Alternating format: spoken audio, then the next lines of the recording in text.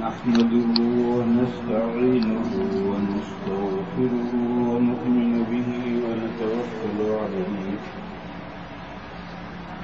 ونعوذ بالله من شرور أنفسنا ومن سيئات أعمالنا من يهده الله فلا مضل له ومن يضلله فلا هادي له وأشهد أن لا إله إلا الله وحده لا شريك له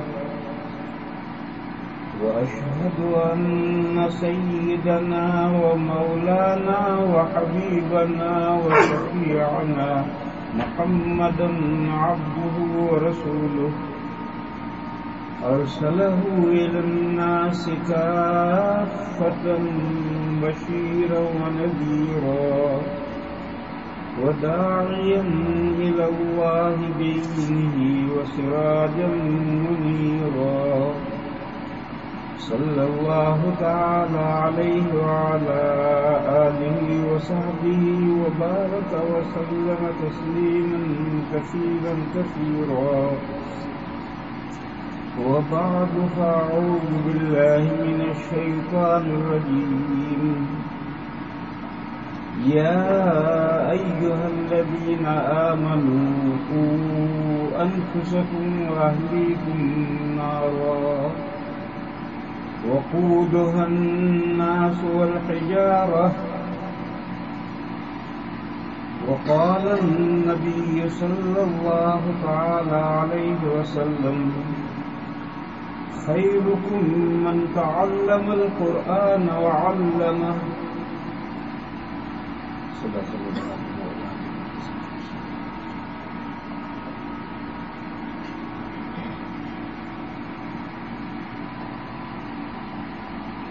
اور بھائیوں،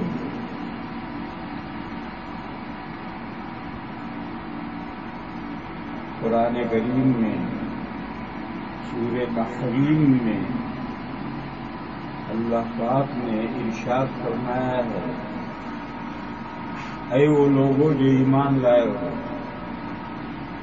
ہم سے مومنین سے فرمایا جا رہا ہے بچاؤ تم اپنے آپ کو اور اپنی فیملی کو دوزخ سے، جس کا ایندھن لوگ اور پتھر بنے ہوں گے، جس کا ایندھن لوگ اور پتھر ہوں گے، اس دوزخ سے، اس دوزخ کی آگ سے اپنی فیملی کو بچاؤ اور سب سے پہلے فرسٹلی اپنے آپ کو بچاؤ۔ یہ بات اللہ پاک جل شانہ و عما نوالہ ارشاد کرتا ہے۔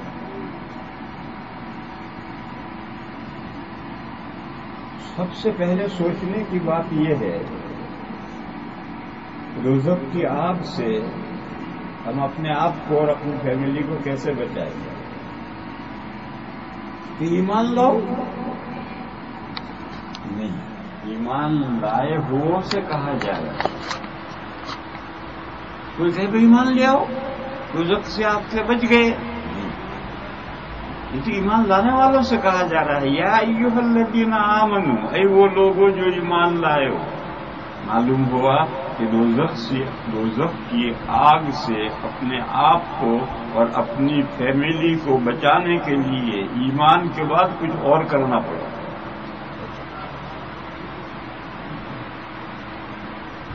ایمان کے بعد اور کچھ اور کیا ہے؟ نیک عمل۔ صرف ایمان جنت کے دخول اولی کے لیے کافی نہیں ہے، اس کے ساتھ عمل صالح ضروری ہے۔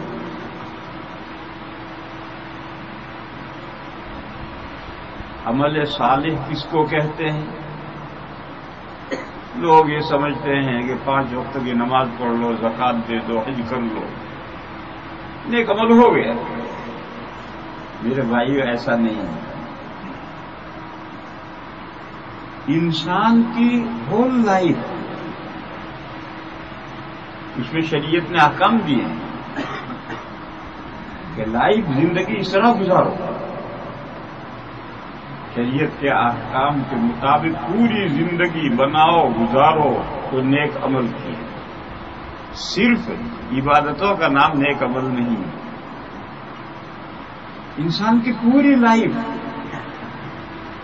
کیا ہے؟ بہت پھیلی ہوئی لائف ہے، انسان کی زندگی بہت پھیلی ہوئی ہے، مگر پھیلی ہوئی چیز کو کیٹیگری میں لانا چاہیں، درجہ بندی کرنا چاہیں تو کر سکتے۔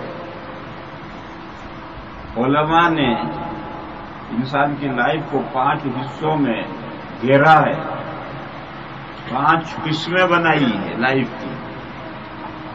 ایک اعتقادات، عقیدے، دوسرے عبادات، بندگی ورشپ، تیسرے معاملات، بزنسز، چوتھے معاشرت، رہن سہن، پانچویں اخلاق، مورل۔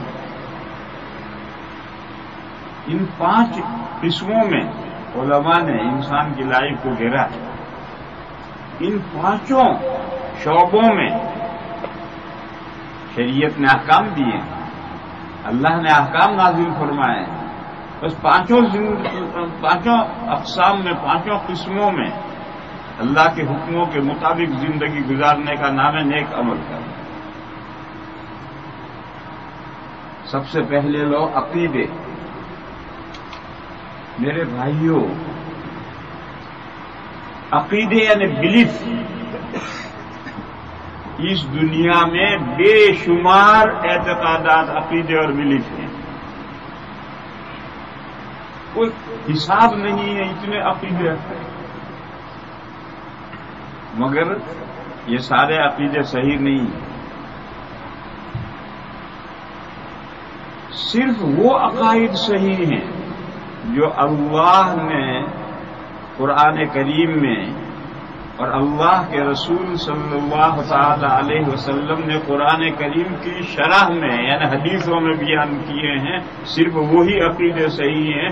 اس کے علاوہ دنیا میں جتنے عقیدے پائے جاتے ہیں سب فالس، رانگ عقیدے، صحیح نہیں۔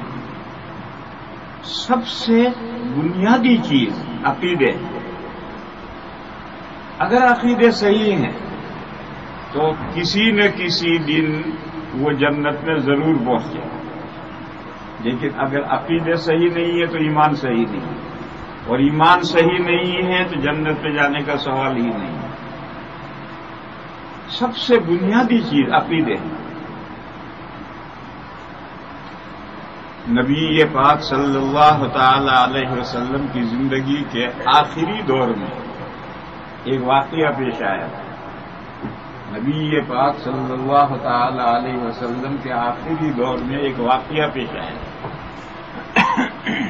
نبی پاک صلی اللہ تعالی علیہ وسلم اپنی مجلس میں تشریف فرما تھے، صحابہ کے درمیان میں بیٹھے ہوئے تھے کہ ایک شخص آیا، سفید کپڑے پہن رکھے، یہاں سیاہ بال ہیں، ایسا کلین صاف ستھرا ہے جیسے ابھی گھر میں سے نہا کر آیا۔ وہ آیا اور مجلس کو چیرتا چیرتا حضور پاک صلی اللہ تعالی علیہ وسلم کے گھٹنوں سے گھٹنے لگا کر بیٹھ گیا۔ اب صحابہ حیران کہ کون بندہ ہے، اگر مدینہ کا کوئی آدمی ہے تو اس کو پہچانا جانا چاہیے، اور باہر سے آیا ہے تو اتنا صاف ستھرا نہیں ہو سکتا ہے، کیونکہ اس زمانے میں عرب ریگستان تھا، پورا ریتیلا علاقہ ہے۔ دور سے آئے گا تو اونٹ پر بیٹھ کر آئے گا، جنگل میں ریت اڑے گی، سارا بدن گرد گرد ہو جائے گا، اور یہ تو ایسا صاف ستھرا آیا ہے جیسے ابھی گھر سے نہا کر آیا ہے، تو مدینہ کا رہنے والا معلوم ہوتا ہے، اور مدینہ کا رہنے والا ہے تو مجمع میں سے کوئی اسے نہیں پہچان رہا، یہ کیا بات ہے؟ خیر صحابہ حیرت میں تھے اس نے آ کر بیٹھا اور اس نے آ کر کے کہا یا رسول اللہ مجھے بتلائیے ایمان کیا ہے، یعنی عقیدے کیا ہیں، جن عقیدوں کو ماننے سے آدمی مومن بنتا ہے وہ عقیدے کیا ہیں، وہ عقیدے بتائیں مل ایمان۔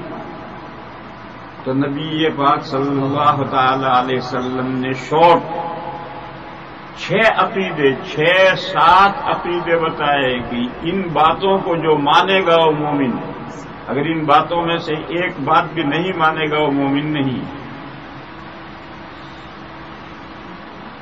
ہم بچوں کو تعلیم الاسلام میں ایمان مفصل پڑھاتے ہیں، یاد کراتے ہیں، آمنت باللہ و ملائکتی و کتبی و رسلی، وہ سب عقیدے جو ایمان مفصل میں تعلیمات میں لیے گئے ہیں وہی حدیث سے لیے گئے۔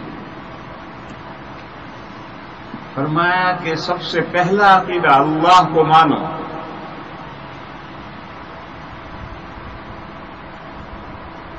دوسرا عقیدہ اللہ کو کیسے ماننا، کس تفصیل سے ماننا وہ تفصیل دوسری جگہ۔ سب سے پہلے بنیادی بات کہ اللہ پر ایمان لاؤ، اللہ کو مانو، پھر اللہ کے فرشتوں کو مانو، پھر اللہ کے رسولوں کو مانو، پھر اللہ کی کتابوں کو مانو۔ 4 بنیادی عقیدے، اللہ کو مانو، اللہ کے فرشتوں کو مانو، اللہ کے رسولوں کو مانو، اللہ کی کتابوں کو مانو۔ رسولوں کو ماننا کیوں ضروری ہے؟ اس لیے ضروری ہے کہ اللہ کا انبیاء کرام سے، آدم علیہ السلام سے لے کر حضور تک جتنے نبی گزرے ہیں، انبیاء کے ساتھ اللہ کا پیغام فرشتوں کے ذریعے آتا ہے۔ اللہ تعالی براہ راست کسی انسان سے بات نہیں کرتے۔ ما کان لبشر ان یکلمہ اللہ، کسی بشر میں یہ طاقت نہیں ہے کہ اللہ براہ راست اس سے گفتگو کرے، اس لیے اللہ تعالی اپنا پیغام فرشتوں کے ذریعے نبیوں کے پاس بھیجتے ہیں۔ بس فرشتوں پر ایمان لانا ضروری ہے۔ اگر ایمان فرشتوں پر نہیں لاؤ گے تو سوال پیدا ہوگا کہ اللہ کا پیغام نبیوں تک آیا کیسے، اللہ کی کتابیں نبیوں تک آئی کیسے، اور اللہ کے رسولوں پر ایمان لانا، اللہ کی کتابوں پر ایمان لینا، یہ تو موٹی سی بات ہے، واضح بات ہے۔ وہ کیا واضح بات ہے؟ وہ واضح بات یہ ہے کہ اس زمین پر اللہ نے جتنے جانور پیدا کیے ہیں ان کی ایک نیڈ ہے، ایک ضرورت ہے، اور انسان کی 2 ضرورتیں۔ جانوروں کی ضرورت کیا ہے کہ پیدا ہونے کے بعد کیا کھائیں، کیا پئیں، کیسے زندگی گزاریں اور کیسے مر جائیں، بس اتنی ہی ضرورت جانوروں کی۔ تو اللہ تعالی نے جانوروں کی تمام ضرورتیں پیدا کر دی، گھاس خور جانور پیدا کیے تو زمین میں بے شمار جنگلات گھاس سے بھر دیے، گوشت خور جانور پیدا کیے تو اللہ نے بے شمار شکار جنگل میں پیدا کیے، شیر سے کہا جاؤ ماؤ کھاؤ، اور اتنی عقل دے دی اللہ نے ان کو، جانوروں کو اتنی عقل دے دی کہ وہ اپنے عقل سے اپنی جسمانی ضرورت کھانے پینے کی وہ خود سمجھتے ہیں اور پوری کرتے ہیں۔ مگر انسان کی 2 ضرورتیں ہیں، ایک دنیا میں زندگی گزارنے کی ضرورت، اس کے لیے اللہ نے عقل دی ہے، اور انسان اپنی عقل سے اپنی دنیا کے مسائل سالو کرتا رہتا ہے، حل کرتا رہتا ہے۔ کسی نبی نے لوگوں کو یہ نہیں سکھلایا کہ حل کیسے چلانا ہے، کسی نبی نے لوگوں کو یہ نہیں سکھلایا کہ سینہ پھرونا کیسے کرنا ہے، کسی نبی نے لوگوں کو یہ نہیں سکھلایا کہ تمہیں آلات اور اوزار، کھیتی باڑی کے آلات اور اوزار ٹولز کیسے بنانے، یہ تو انسان اپنی عقل سے بناتا ہے، اس کو اتنی عقل دیتی ہے جانوروں سے زیادہ، جانوروں سے زیادہ انسان کو عقل دی۔ اسی لیے جانوروں کا کلچر جہاں ہے وہیں کا وہیں ہے، ایک اینچ آگے نہیں بڑھا۔ بھینسیں جب سے پیدا ہوئی اس طرح سے زندگی گزارتی آ رہی ہیں، آج کی بھینسیں بھی اسی طرح زندگی گزارتی ہیں، لیکن اللہ نے انسان کو زائد عقل دی ہے تو وہ اپنی دنیا کی ضرورتوں میں بھی ترقی کرتا ہے، اور ترقی کرتا کرتا آج دنیا کہاں تک پہنچ گئی ہمارے سامنے ہے، اور کل آئندہ دنیا کہاں تک پہنچنے والی ہے اللہ جانے کہاں تک پہنچنے والی ہے۔ تھوڑا سنتے ہو تھوڑا سوتے ہو۔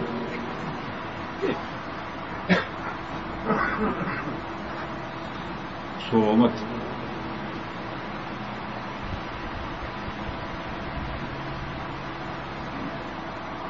ہمارے ایک استاد تھے میاں صاحب، پہلے دوسرے گھنٹے میں ہدایہ اولین پڑھاتے تھے۔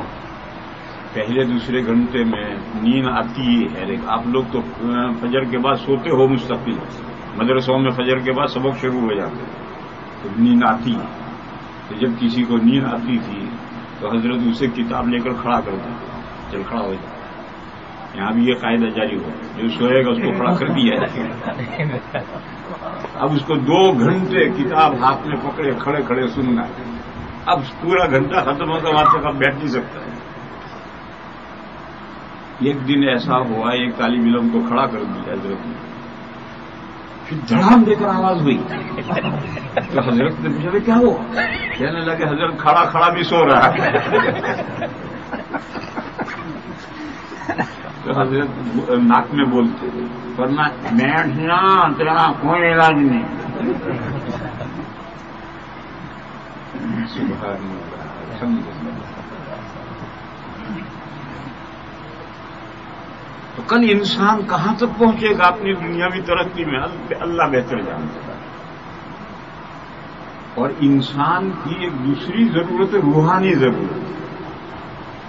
انسان میں اللہ نے جو اسپرٹ پیدا کی ہے، روح رکھی ہے، اس روح کی ایک ضرورت ہے۔ جانوروں میں یہ روح، جانوروں میں بھی روح ہے مگر اتنی ہلکے درجے کی روح ہے کہ اس کی کوئی روحانی ضرورت نہیں ہے۔ بس وہ روح جسم کو ڈیل کرتی ہے، اور جسم کی جو ضرورتیں رکھی ہیں وہ آدمی جانور اپنی عقل سے پوری کرتے ہیں۔ لیکن انسان میں عقل بھی ترقی یافتہ ہے اور اس کی روح بھی ترقی یافتہ ہے، بس اس روح کی بھی کچھ ضرورتیں ہیں۔ اس روح کی ضرورتوں کو سمجھانے کے لیے اللہ نے ہمیشہ وحیاں بھیجی ہیں، نبی اور رسول بنائے ہیں، کتابیں نازل کی ہیں، اور انسان کو یہ سمجھایا ہے کہ تم اپنی روح کی تربیت اس طرح کرو تاکہ انسان کے لیے دوسری زندگی آ رہی، جانوروں کے لیے دوسری زندگی نہیں آ رہی۔ قیامت کے دن جانوروں کو کہا جائے گا کونوا ترابا، مٹی ہو جاؤ، انسان کو مٹی نہیں بنایا جائے گا، انسان کے لیے دوسری زندگی آخرت کی آ رہی ہے۔ وہ آخرت کی زندگی کیسے سکسیسفل ہو، کیسے کامیاب ہو، اس کے لیے اللہ نے کتابیں اور وحیاں نازل کی اور فرشتوں کے ذریعے سے پیغامات نبیوں کے پاس بھیجے ہیں۔ اس لیے بنیادی عقیدوں میں یہ 4 باتیں جاننی ضروری ہے: اللہ پر ایمان لانا، اللہ کے فرشتوں پر ایمان لانا، اللہ کے رسولوں پر ایمان لانا، اور آخری رسول حضرت محمد مصطفیٰ صلی اللہ تعالی علیہ وسلم ان پر ایمان لانا، اور اللہ کی کتابوں پر ایمان لانا، اور اللہ کی آخری کتاب قرآن کریم پر ایمان لانا۔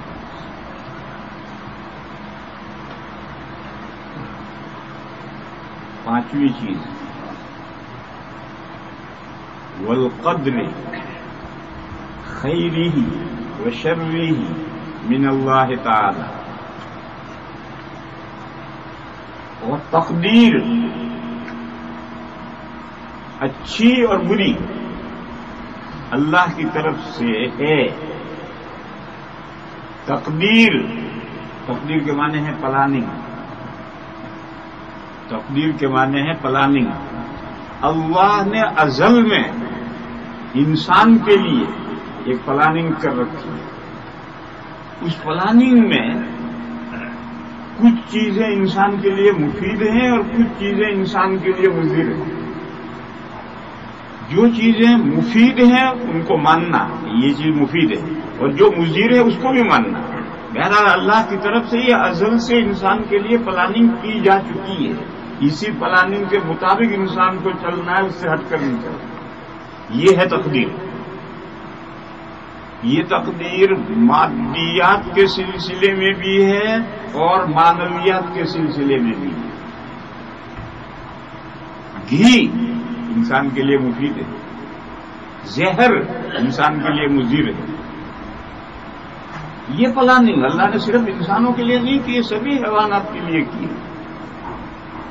شیر کبھی گھاس نہیں کھائے گا، وہ گوشت ہی تلاش کرے گا، نہ بھوکا مرے گا، گھاس نہیں کھائے گا. اور بھینس کبھی گوشت نہیں کھائے گی، وہ گھاس ہی تلاش کرے گی. اور گھاس میں بھی چرتی چرتی ایک پودا چھوڑ دے گی، اسے نہیں کھائے گی، آگے بڑھے گی. بھینس جانتی ہے کہ یہ گھاس میرے لیے مفید ہے اور یہ پودا مضر ہے. اسی طریقے سے اللہ تعالیٰ نے انسان کے لیے بھی مادیات کی پلاننگ کی. یہ جو ہماری دنیا ہے، یہ دنیا میں سے یہ چیزیں انسان کے لیے مفید ہیں اور یہ چیزیں مضر ہیں. اور انسان پوری دیدہ ریزی سے اللہ کی اس پلاننگ کی پابندی کرتا ہے.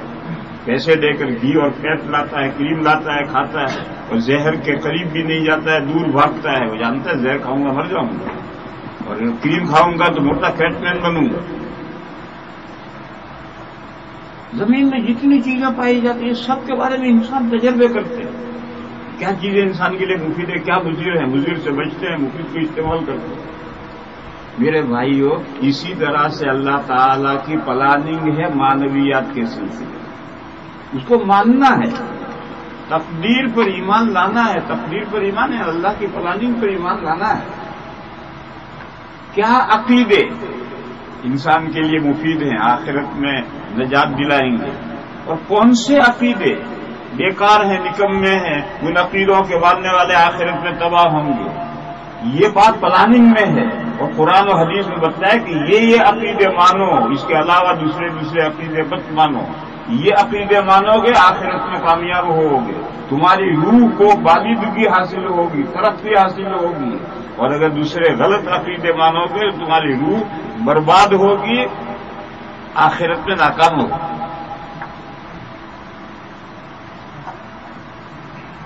اسی طریقے سے اعمال کے بارے میں پلاننگ ہے کہ نماز پڑھو فائدہ پہنچے گا تمہیں، زنا مت کرو فائدہ پہنچے گا تمہیں، چوری مت کرو فائدہ پہنچے گا تمہیں، حلال رزق کماؤ فرض ہے، اس سے تمہیں فائدہ پہنچے گا.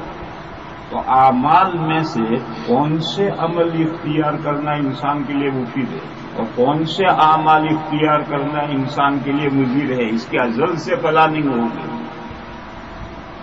کوئی یہ کہے کہ نکاح میں اور زنا میں کیا فرق ہے؟ نکاح میں اور زنا میں کیا فرق ہے؟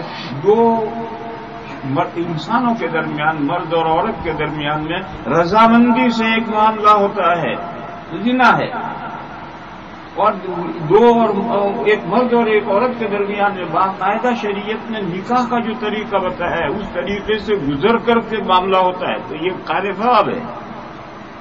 دیکھنے میں تو کوئی فرق نہیں ہے، لیکن اللہ کی پلاننگ میں یہ ہے کہ نکاح کر کے نسل آگے بڑھاؤ، یہ تمہارے لیے مفید ہے، اور زنا کے ذریعے سے نسل آگے مت بڑھاؤ، یہ تمہارے لیے مضر ہے.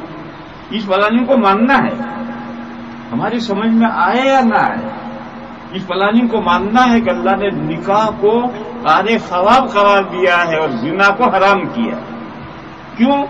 نکاح انسان کی سوسائٹی کے لیے مفید ہے اور زنا انسان کی سوسائٹی کے لیے تباہ کن ہے. ایک چیز مفید ہے، ایک چیز مضر ہے. یہ ہے خیر ہی و شر ہی. تقدیر کا خیر یعنی بھلی تقدیر، تقدیر کا شر یعنی بری تقدیر. بھلی تقدیر یعنی انسان کے لیے مفید پلاننگ، بری تقدیر یعنی انسان کے لیے مضر پلاننگ. اس پر ایمان لانا ہے. بس تقدیر کا مسئلہ اتنا ہے کہ عقائد میں جیسے مادیات کی حد تک جو پلاننگ ہے ہر انسان مانتا ہے اسے، اور اسی کے مطابق زندگی گزارتا ہے. ایسے معنویات میں یعنی عقائد اور اعمال کے بارے میں جو اللہ کی پلاننگ ہے اس پلاننگ کے مطابق عقیدے رکھو، اعمال اختیار کرو. جو تمہارے لیے ضرر رسا عقیدے ہیں، مضر اعمال ہیں، ان اعمال سے اور عقیدوں سے بچو.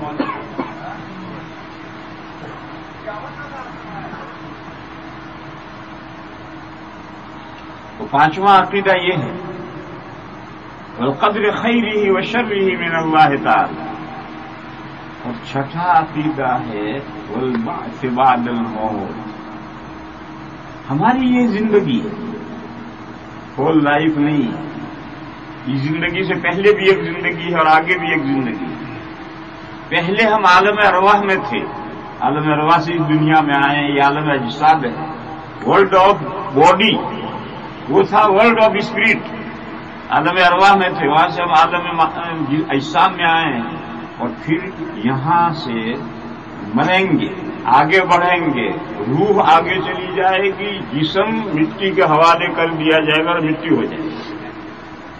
پھر قیامت کے دن پھر ہمارا جو یہ جسم ہے جو مٹی میں جا کر مٹی ہو جائے گا، اسی مٹی سے ریکنسٹرکشن ہوگا، نشأت ثانیہ ہوگی.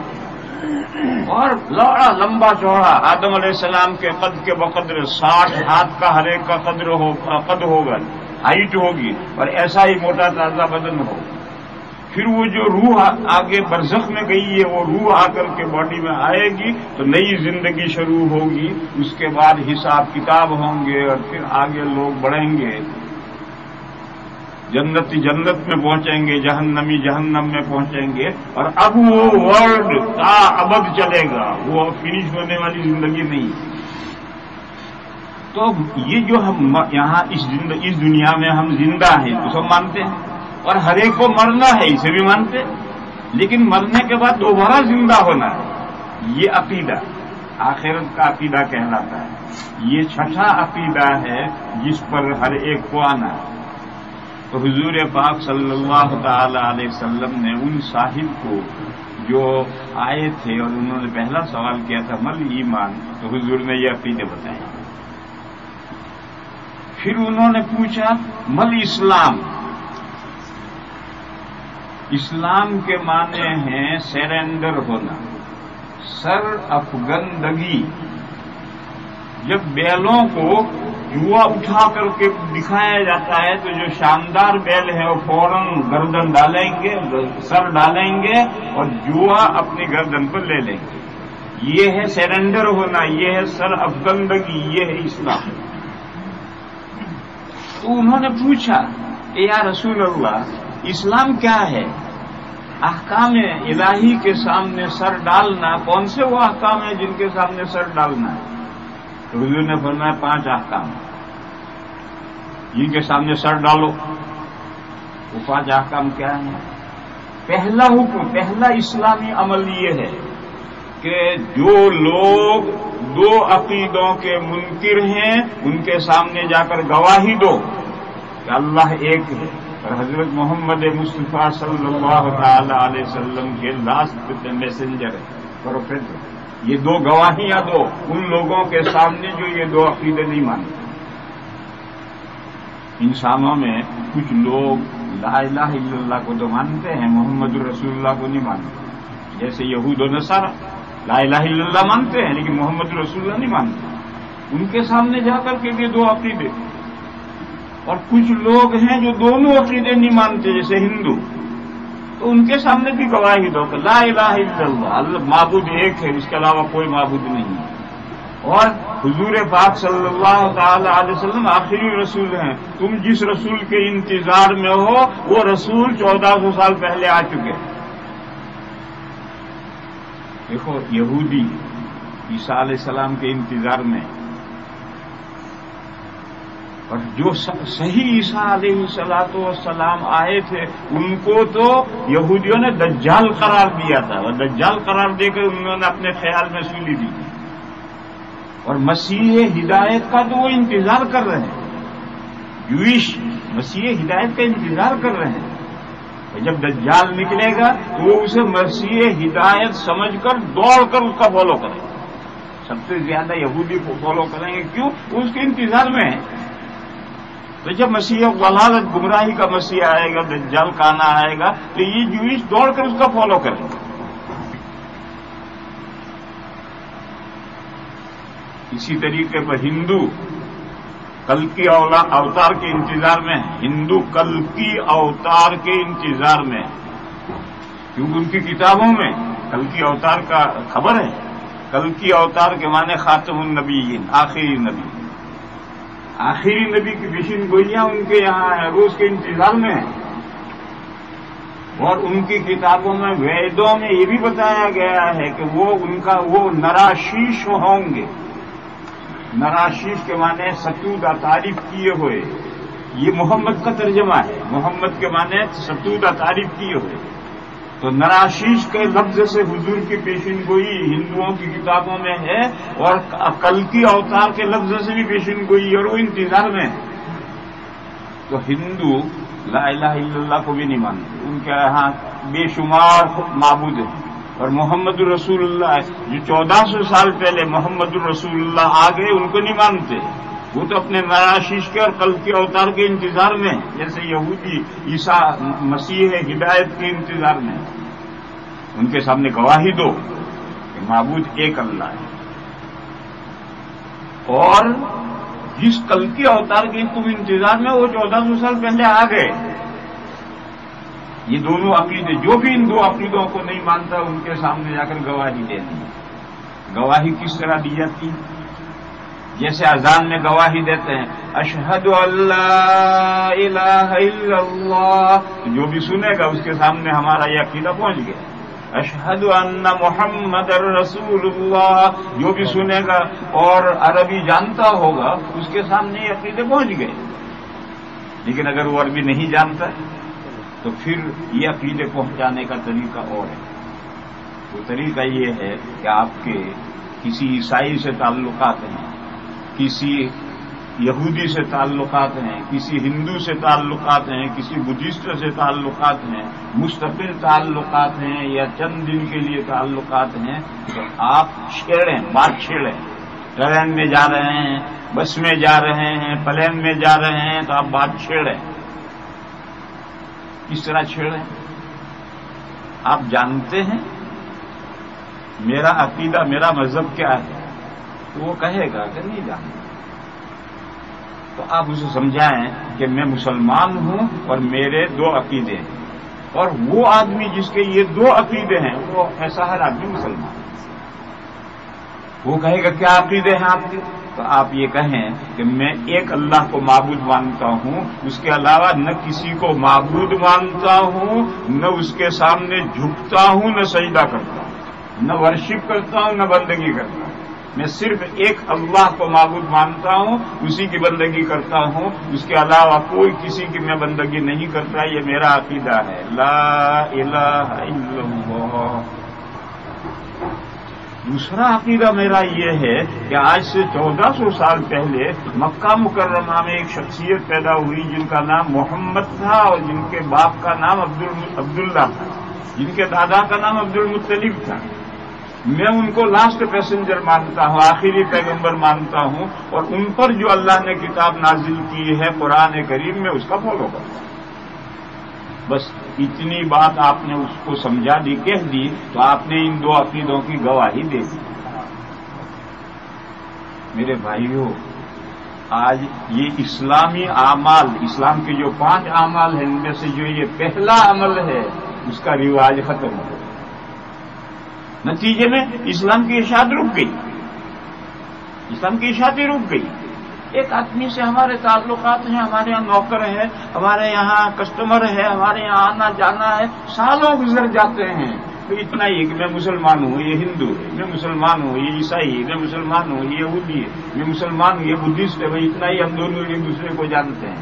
لیکن وہ اس مسلمان کس کو کہتے ہیں، اس کے کیا وہ بنیادی 2 عقیدے ہیں، ان عقیدوں سے وہ ناواقف۔ اور اس ناواقفیت کا نتیجہ یہ ہے کہ خود مسلمانوں کے اندر لا الہ الا اللہ پڑھنے والے قبروں پر بھی جا کر سجدہ کریں گے، پیر صاحب کو بھی پیر چومیں گے، یہ کریں گے، وہ کریں گے، اللہ کے علاوہ سے مرادیں مانگیں گے، اللہ کے علاوہ سے اولاد مانگیں گے، لا الہ الا اللہ بھی پڑھ رہا ہے اور یہ سب کچھ کر رہا ہے. کیوں؟ وہ لا الہ الا اللہ کا مطلب ہی نہیں سمجھ رہا.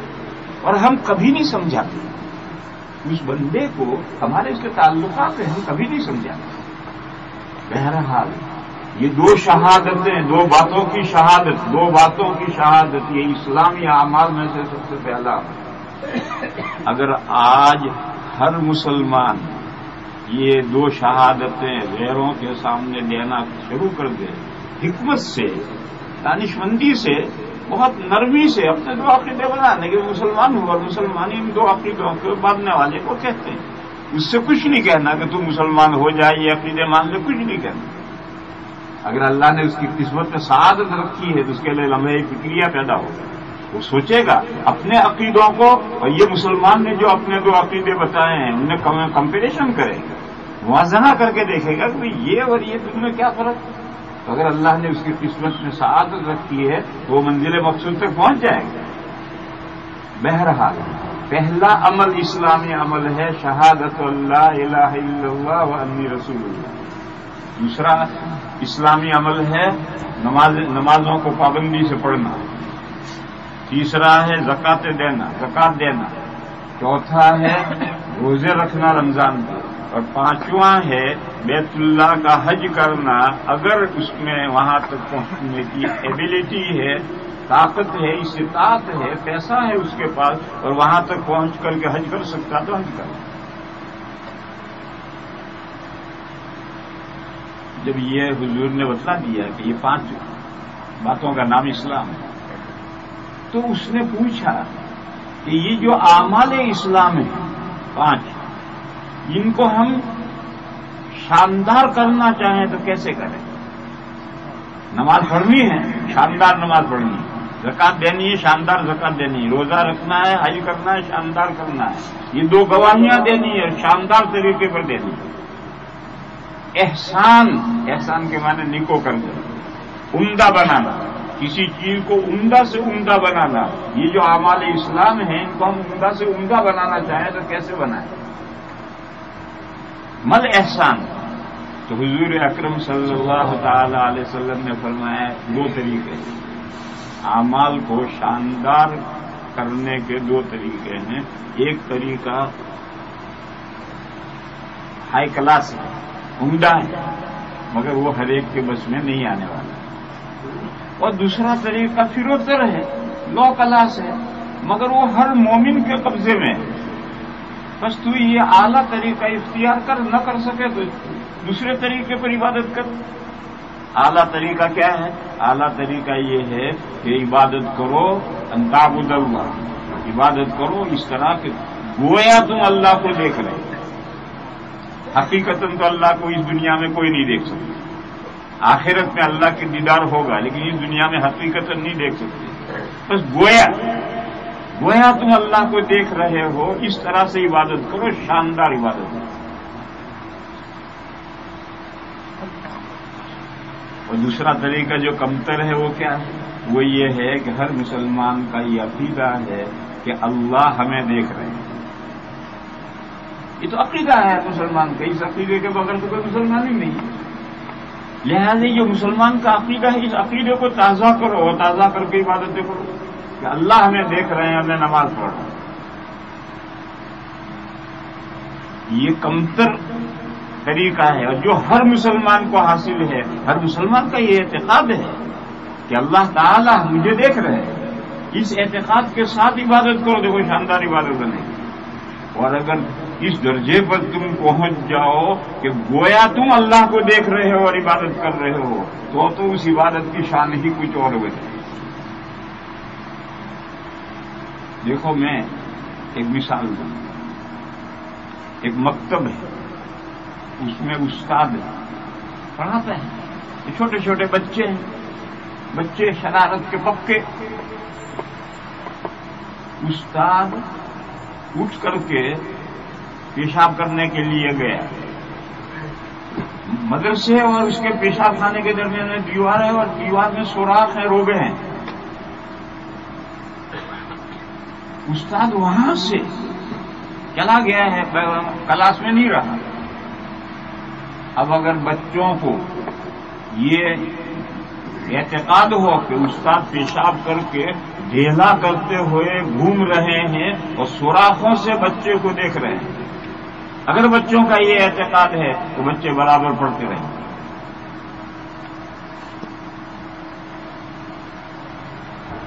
اور اگر پڑھیں گے نہیں تو ہلیں گے ضرور اور باتیں کریں گے.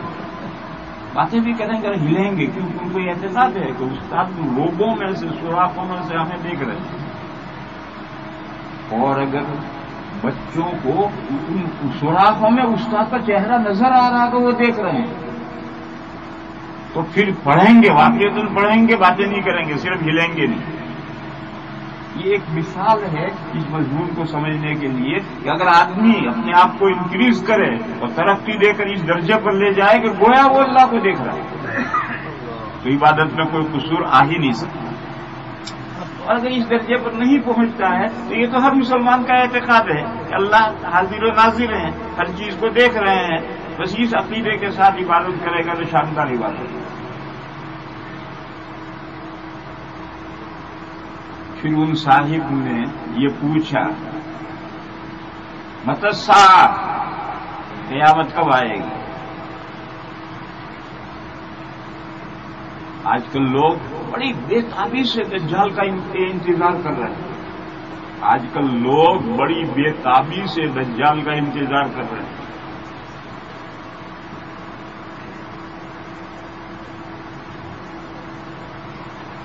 یہ یہودیوں کا انتظار ہے جو ہمارے یہاں آیا ہے. وہ تو مسیح ہدایت کا انتظار کر رہے ہیں کہ جلدی مسیح ہدایت آئیں. ہمارے پر کیا آفت آئی؟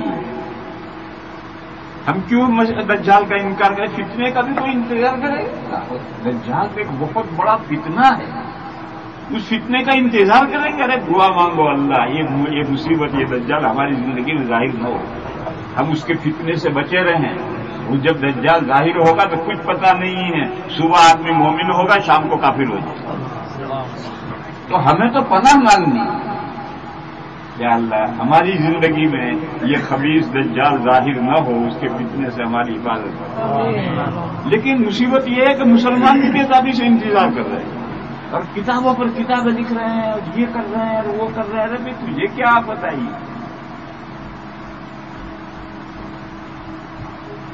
کہا ہم اس لیے انتظار کر رہے ہیں کہ دجال کے بعد قیامت آئے گی اور قیامت آئے گی تو اس کے بعد حساب کتاب ہوگا اور حساب کتاب ہوگا تو پھر ہم جنت میں جائیں گے، اس لیے دجال کا انتظار کر رہے ہیں. تو میرے بھائیوں، تو نے جنت میں جانے کے لیے کیا تیاری کر رکھی؟ نیک مومن بندہ جس نے جنت کی تیاری کر رکھی ہے وہ تو ڈرتا ہے کہ کل قیامت آئے گی، اللہ کے سامنے کھڑے ہوں گا تو معلوم نہیں میرے بارے میں کیا فیصلہ ہو. یہ بے تابی سے جو قیامت کا انتظار کرتے ہیں وہ بے عمل مسلمان ہیں. وہ بے عمل مسلمان ہیں جو قیامت کا انتظار کر رہے ہیں. اللہ کے نیک بندے تو ڈرتے ہیں کہ جب اللہ کے سامنے حساب کے لیے کھڑے ہوں گے اللہ جانے ہمارے بارے میں کیا فیصلہ ہو.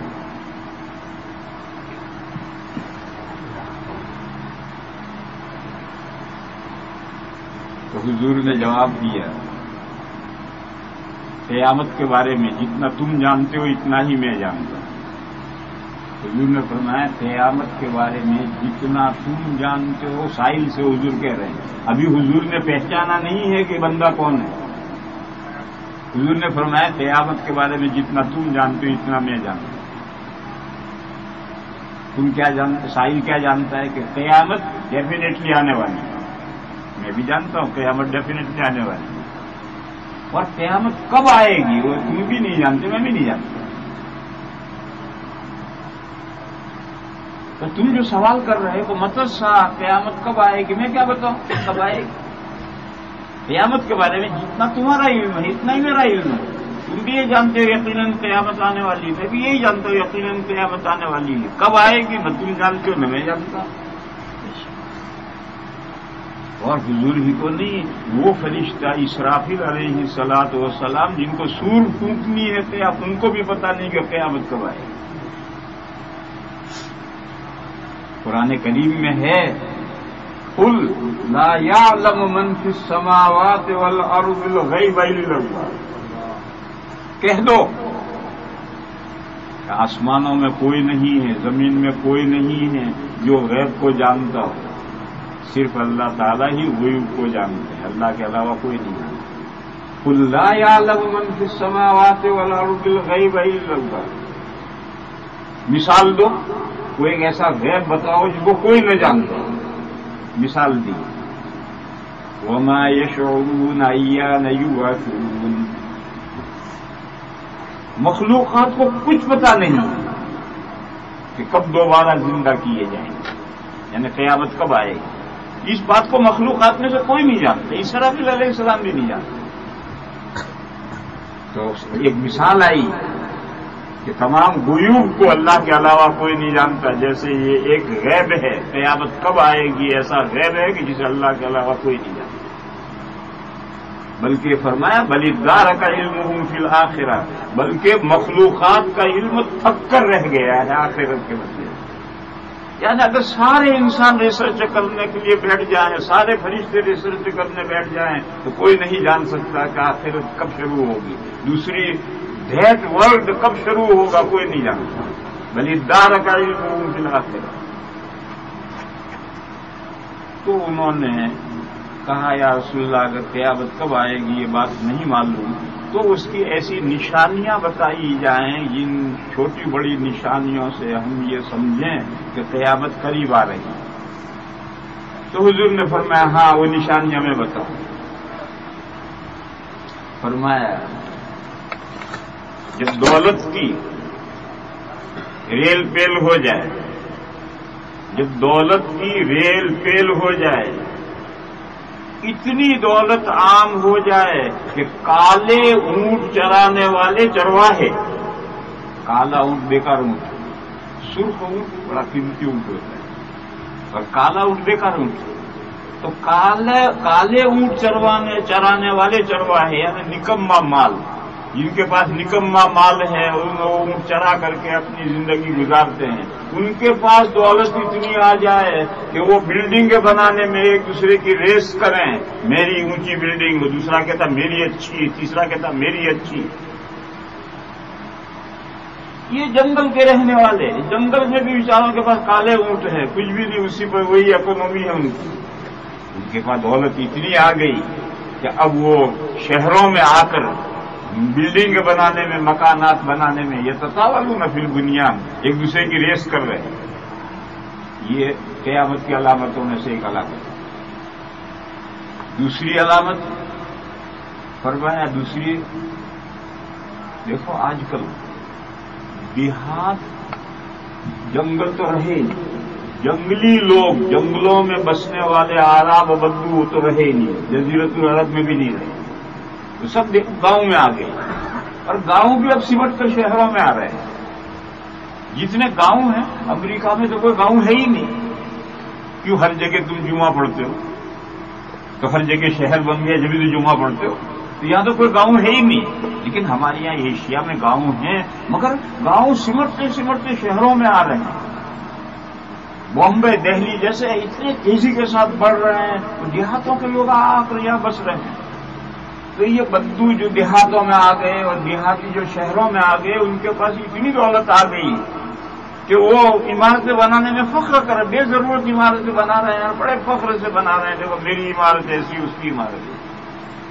تو ایک تو علامات قیامت میں سے یہ ہے۔ دوسری علامت، یہ جو دوسری علامت ہے یہ مجھے اصل بیان کرنی ہے، اس لیے میں نے یہ لمبی حدیث بیان کی۔ دوسری علامت یہ ہے ان تلد الامۃ ربتہا، باندی اپنی مالکہ کو جنم۔ باندی سرونٹ ہے، غلام ہے، اور اس سے جو بچہ پیدا ہوگا اس کا باس ہے،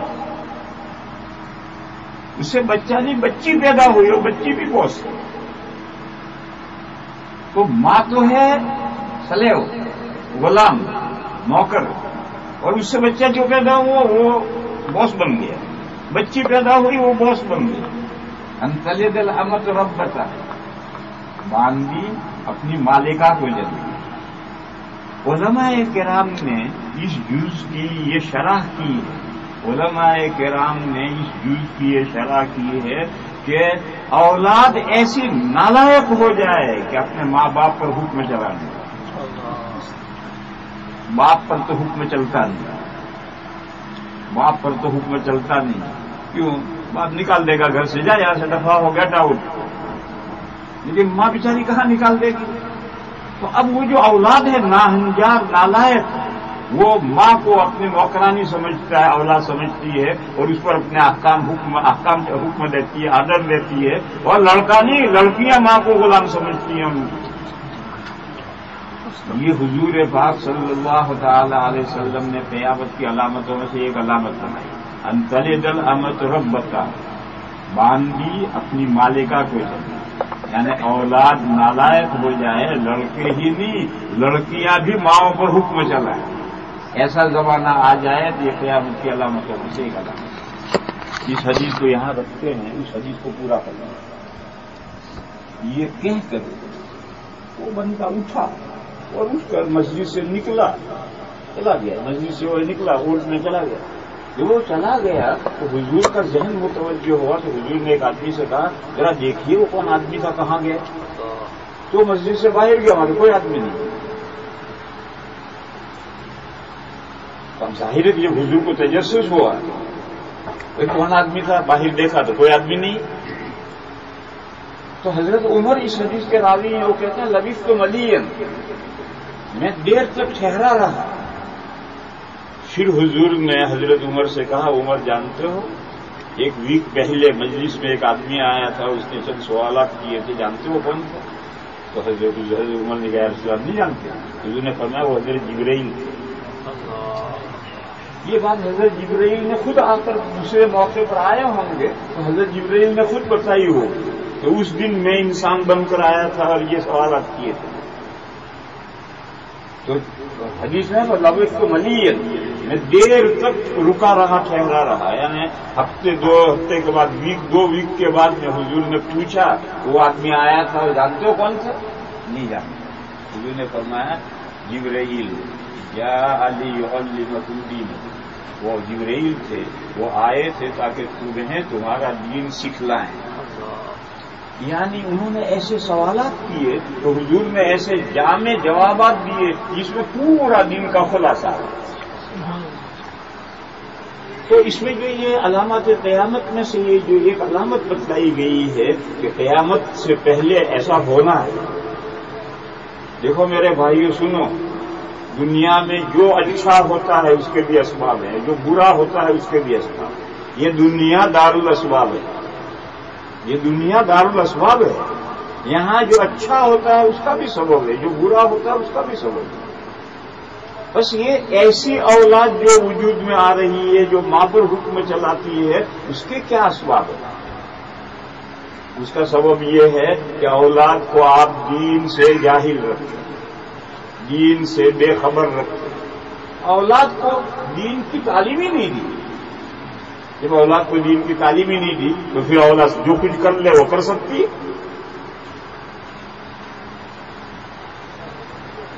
حضرت عمر رضی اللہ تعالیٰ عنہ کے زمانے کا ایک واقعہ ہے، ایک شخص آیا اور اس نے کمپلین کی کہ حضرت میرا لڑکا میری بات نہیں مانتا۔ آج تو بہت سے لڑکے ہمارے ہیں جو باپ کی بات نہیں مانتے، لیکن حضرت عمر کے زمانے میں کوئی مسلمان لڑکا باپ کی بات نہ مانے تو تصور سے باہر کی بات ہے۔ تو حضرت عمر نے ایک آدمی سے کہا اس کے لڑکے کو بلا کر آؤ۔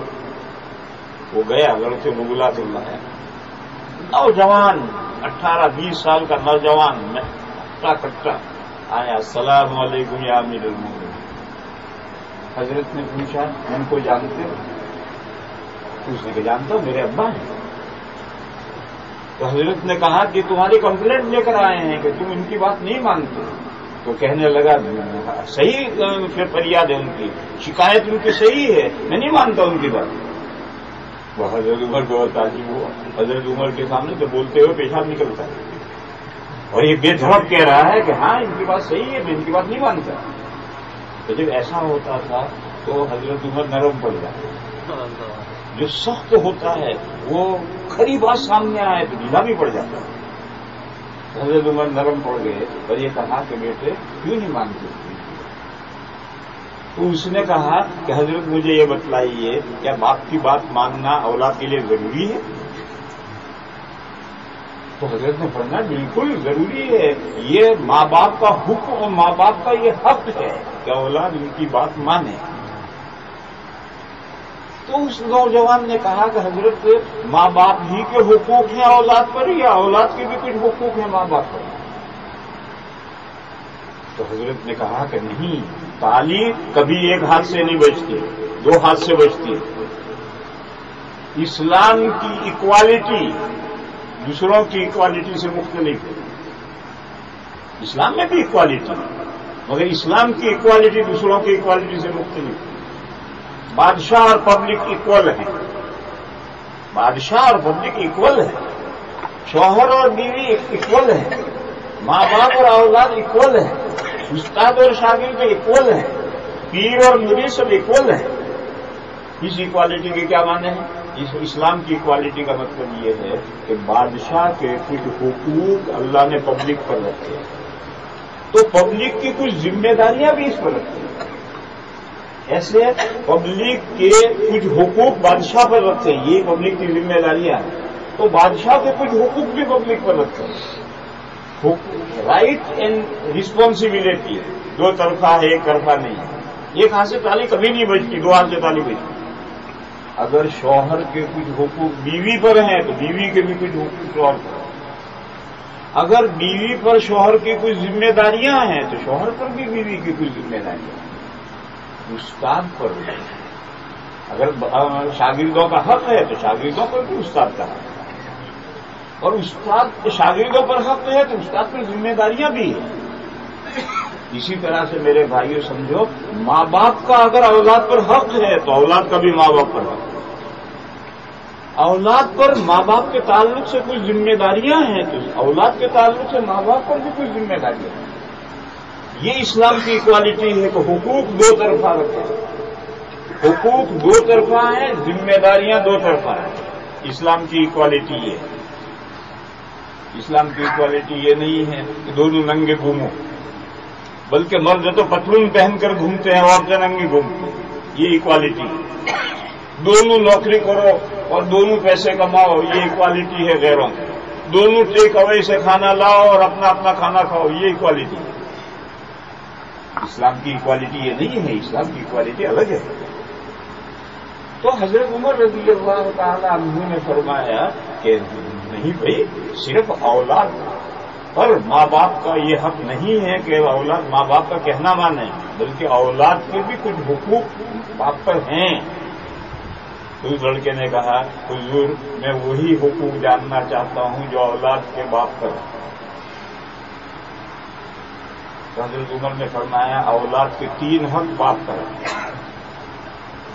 پہلا حق یہ ہے کہ جب آدمی شادی کرنے کا ارادہ کرے تو نیک خاتون، نیک صالح عورت ڈھونڈے اور اس سے شادی کرے تاکہ اس کی کوکھ سے نیک اولاد پیدا ہو۔ کوکھ جانتے ہو، یوں ہم ہاتھ رکھ کے کھڑے ہوتے ہیں تو یہ ہم نے کوکھ پر ہاتھ رکھ کر ہم کھڑے ہوتے، اس کے کوکھ سے یعنی اس کے پیٹ سے صالح نیک اولاد پیدا ہو۔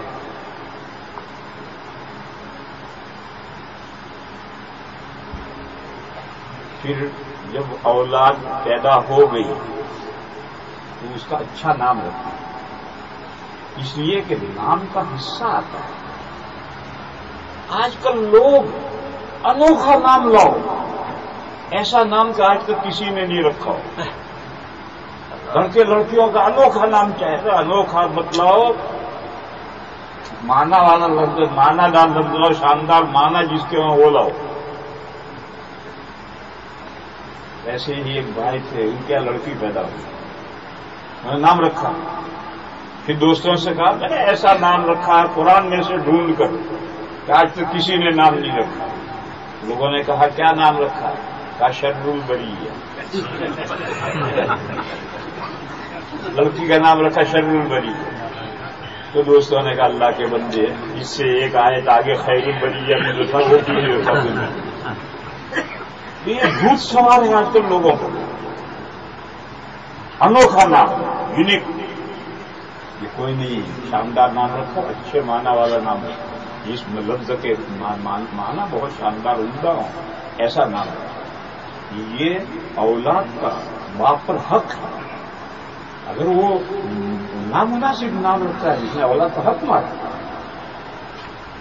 پھر جب بچہ اولاد ہوش سنبھالے، سمجھدار ہو جائے، تو ان کو دینی تعلیم دے اور دینی تربیت دے.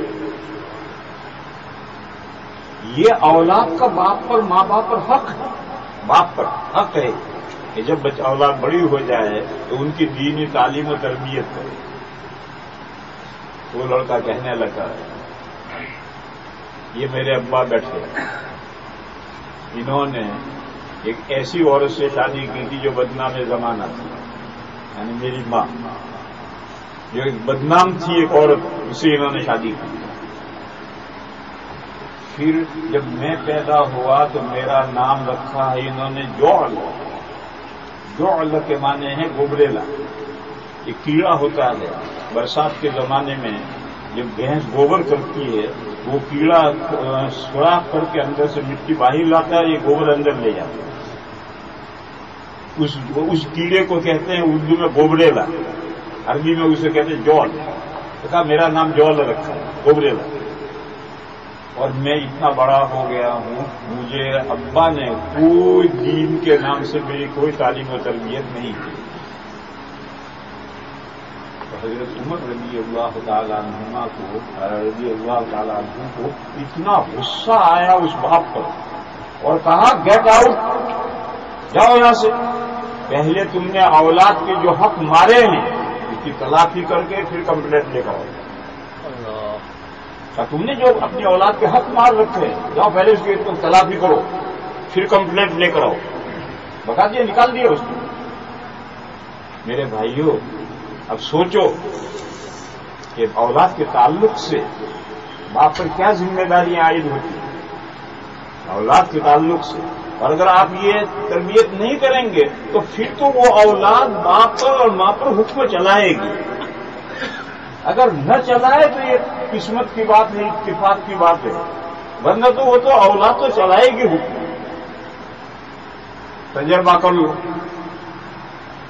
ایک آدمی ہے، اس نے اپنے لڑکے لڑکیوں کو سب کو دین کی تعلیم دی ہے. اس گھر میں اولاد باپ کا حق نہ مانے، ماں کی تعظیم نہ کرے، خدمت نہ کرے، ممکن نہیں ہے. اور ان گھروں کو بھی دیکھو جن گھروں میں اولاد کو سب کچھ پڑھا دیا، اسکول پڑھا دی، ہائی اسکول پڑھا دی، یونیورسٹی پڑھا دی، کالجز پڑھا دی، آسمان زمین کے خلابے ملا دیے، اور نہیں پڑھایا تو دین نہیں پڑھایا. مسلمان ہونے کے تعلق سے جو چیز ضروری تھی وہی نہیں پڑھایا. ان گھروں میں اولاد کا باپ سے اور ماں سے تعلق کس نوعیت کا ہوتا ہے، جا کر کے ملاحظہ کرو. مجھے بتانے کی ضرورت نہیں ہے، بغیر بتائے ہی آپ سمجھ جائیں گے کس نوعیت کا تعلق ہے.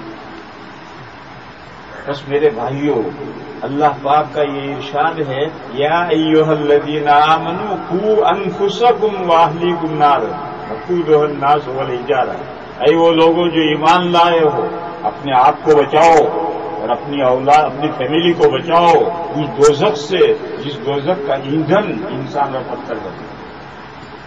بس یہ مومنین سے جب کہا گیا ہے تو مومنین سے جب یہ بات کہی گئی ہے تو اپنے آپ کو کیسے بچانا ہے؟ دین سیکھو اور دین پر عمل کرو. دین سیکھو اور دین پر عمل کرو، جبھی جہنم کی آگ سے بچ سکتے. نبی پاک صلی اللہ تعالی علیہ وسلم نے ایک حدیث میں فرمایا ہے، جس حدیث کو لوگوں نے کڑیا میں بند کر دیا. فرمایا خیرکم من تعلم القرآن وعلمہ. تم میں بہترین وہ لوگ ہیں جو قرآن سیکھیں اور قرآن کو سکھلائیں. یہ دو لفظ جو ہیں، لوگوں نے اس حدیث کو یہ کہا کہ قرآن سیکھیں، یعنی مکتب میں جو بچے ناظرہ پڑھ رہے ہیں یا حفظ کلاس میں جو بچے حفظ کر رہے ہیں، وہ حدیث کا مصداق ہے کہ تم میں سے بہترین ہے قرآن سیکھ رہے ہیں. میرے بھائیوں، یہ حدیث کو بہت محدود کر لینا ہے. مسلمانوں میں سے یہ کسی عمر کا ہو، جوان ہو، بوڑھا ہو، ادھیڑ ہو، کسی عمر کا ہے، اگر وہ قرآن ناظرہ نہیں پڑھنا جانتا تو ناظرہ پڑھنے کے لیے شروع کرو، اور وہ تم میں سے بہترین ہے کہ وہ قرآن سیکھ رہا ہے، ناظرہ پڑھنا سیکھ رہا ہے۔ ابھی ہمارے مفتی خالد صاحب نے یہ فرمایا تھا کہ ہمارے اس ادارے میں تعلیم بالغات بھی ہے، اور اس کے لیے ہفتے کے 6 دن 7 دن دینے ضروری نہیں ہے، چند دن دو۔ ویک ڈے نہیں دے سکتے تو ویکینڈ نہ ہو، اور تم ناظرہ پڑھے ہوئے نہیں ہو تو ناظرہ پڑھو، حدیث کا مصداق بنو، تم میں بہترین وہ ہیں جو قرآن سیکھ رہے ہیں۔ پھر اپنی فیملی کی طرف نظر ڈالو، اگر تمہاری وائف ناظرہ قرآن کا پڑھی ہوئی نہیں ہے تو اس کو قرآن پڑھنے، ناظرہ پڑھنے پر لگاؤ، اور معاشرے میں ایسی خواتین ہونی چاہیے جو پڑھی لکھی ہیں، ان کے پاس بھیجو اور ان سے ناظرہ پڑھنا سکھاؤ اس کو، تو تمہاری بیوی بھی بہترین لوگوں میں آ جائے گی۔ تمہاری اولاد اگر دین پڑھی ہوئی نہیں ہے، اسکول کالج کرو جو کچھ تمہیں کرنا ہے، دنیا کی ضرورت ہے، لیکن اگر تمہاری اولاد قرآن کا ناظرہ پڑھی ہوئی نہیں ہے تو اسے ناظرہ پڑھاؤ۔ حفظ کرنا حفظ کی ایبلٹی ہے تو حفظ کراؤ۔ بہرحال ہر وہ شخص جو قرآن کا ناظرہ پڑھے ہوئے نہیں ہے تو وہ ناظرہ پڑھنا شروع کرے۔ یہ صرف بچوں کے لیے حدیث نہیں ہے، یہ تو حضور نے صحابہ سے فرمایا ہے، اور صحابہ ہر عمر کے تھے، ہر عمر کے لوگ مسلمان ہوئے تھے۔ ان صحابہ سے فرمایا ہے کہ خیرکم من تعلم القرآن، تم میں بہترین وہ ہیں جو قرآن سیکھتے ہیں۔ آج لوگوں نے صفر ڈال دی، حدیث کو بچوں کے ساتھ خاص کر دیا، اور خود زندگی بھر ناظرہ پڑھے ہوئے نہیں ہیں، اور ایسی ہی زندگی گزر جاتی ہے اور قرآن کا ناظرہ پڑھنا بھی نہیں سیکھتے۔ ارے یہ کیا مشکل ہے، یہ 6 مہینے کوشش کرو، ناظرہ پڑھتے ہو جاؤ، 6 مہینے کی کوشش سے ناظرہ پڑھنے لگو، اپنی وائف سے بھی ناظرہ پڑھنے کے لیے لگاؤ۔ اور میرے بھائیوں، حدیث کا مصداق یہیں تک نہیں، یہ جو حفظ کر کے ناظرہ پڑھ کے یا حفظ کر کے یہ جو عالم کلاس شروع ہوتی ہے، یہ جو عالم کلاس کیا کر رہے ہیں؟ یہ بھی قرآن سیکھ رہے ہیں۔ یہ جو عربی پڑھتے ہیں، صرف پڑھتے ہیں، نحو پڑھتے ہیں، منطق پڑھتے ہیں، فقہ پڑھتے ہیں، یہ سب کیا کر رہے ہیں؟ یہ قرآن سیکھ رہے ہیں۔ قرآن سے مراد دین، قرآن سے مراد صرف اللہ کی کتاب نہیں، دین سیکھو۔ جو تم میں سے دین سیکھتے ہیں وہ بہترین لوگ ہیں۔ تو یہ جو عالم کلاس ہے یہ بھی سب خیرکم من تعلم القرآن ہے، یہ تم میں سے بہترین ہے، یہ قرآن کو سیکھ رہے ہیں، ناظرہ پڑھنے والے الفاظ سیکھ رہے ہیں، اور یہ اس کے معنی سیکھ رہے ہیں، یہ اس کے معنی سیکھ رہے ہیں۔ بس یہ سب مدارس اسلامیہ میں، مدارس دینیہ میں جو کچھ پڑھایا جاتا ہے وہ سب دین، قرآن اور دین کی تعلیم ہے، اور ان بندوں کے بارے میں حضور نے فرمایا یہ تم میں بہترین ہے۔ پھر اگلے ٹکڑے میں فرمایا وَعَلَّمَهُ، اور تم میں بہترین وہ لوگ ہیں جو قرآن کو سکھلاتے ہیں۔ اس کو بھی لوگوں نے محدود کر دیا، ناظرہ پڑھانے والے کلاس کا استاد، حفظ کرانے والی کلاس کا استاد کا یہ ہیں، قرآن سکھلا رہے ہیں، لہذا تم میں بہترین ہے۔ ارے میرے بھائیو، حدیث یہاں تک نہیں ہے۔ یہ جو مدارس عربیہ میں تمام درجوں میں جو کتابیں پڑھاتے ہیں، وہ ایک ہدایہ پڑھا رہا ہے، ایک شرح وقایہ پڑھا رہا ہے، ایک مختصر المعانی پڑھا رہا ہے، ایک سلم پڑھا رہا ہے، یہ کیا کر رہے ہیں؟ یہ سب دین سکھلا رہے ہیں، قرآن سکھلا رہے ہیں۔ بس یہ قرآن سکھلانے والے خیر حکم میں نہیں آئے۔ اور میرے بھائیوں، امریکہ جیسے ملک میں، انڈیا جیسے ملک میں، جہاں دین کا کوئی ذمہ دار نہیں ہے اللہ کے علاوہ، وہاں مسلمان اپنی گاڑی کمائی میں سے تھوڑا تھوڑا نکال کر کے فنڈنگ کرتے ہیں، اور فنڈنگ کر کے ادارے قائم کرتے ہیں، مکتب قائم کرتے ہیں، حفظ کلاس قائم کرتے ہیں، عالم کلاس قائم کرتے ہیں، اور مسلمان چھوٹا بڑا چندہ اکٹھا کرتے ہیں۔ کس کام کے لیے چندہ دیتے ہیں؟ قرآن سکھلانے کے لیے۔ یہ چھوٹا بڑا چندہ لوگوں کا نہ آئے تو کہاں سے وہ قرآن سکھلائیں گے؟ ادارے کہاں سے قائم ہوں گے؟ تو عالم اسباب ہے، یا تو اسباب چاہیے۔ بس یہ جتنے چھوٹا بڑا چندہ دے رہے ہیں یہ سب بھی قرآن سکھلا رہے ہیں. یہ بھی حدیث کا مصداق ہے. ان میں بہترین وہ لوگ ہیں جو قرآن سکھلا رہے ہیں. دیکھو انسان بے شمار خرچ کرتا ہے اور ایک انسان دین کی نشر و اشاعت کے لیے خرچ کرتا ہے. تو شادی بیاہ میں پیسے اڑا دیے, بیڑی سگریٹ میں پیسے اڑا دیے, آئس کریم اور چاکلیٹ میں پیسے اڑا دیے, اور ایک نے پیسہ بچا کر کے دینی کام کے لیے دیا اور اسے دینی کام ہو رہا ہے, تو کیا اس کو حدیث کا مصداق نہیں بنائیں گے؟ تو فرمایا تمہیں بہترین وہ ہیں جو قرآن کریم سکھلاتے ہیں اور سیکھتے ہیں. سیکھنے والے بھی بنو اور سکھلانے والے بھی بنو. اس حدیث کا مفاد سمجھو. جس کو بھی ناظرہ نہیں جانتا ناظرہ پڑھنا کم سے شروع کرے. آپ کی فیملی اگر ناظرہ نہیں جانتی تو ایسی خواتین منتخب کرو جو ان کو ناظرہ پڑھائیں.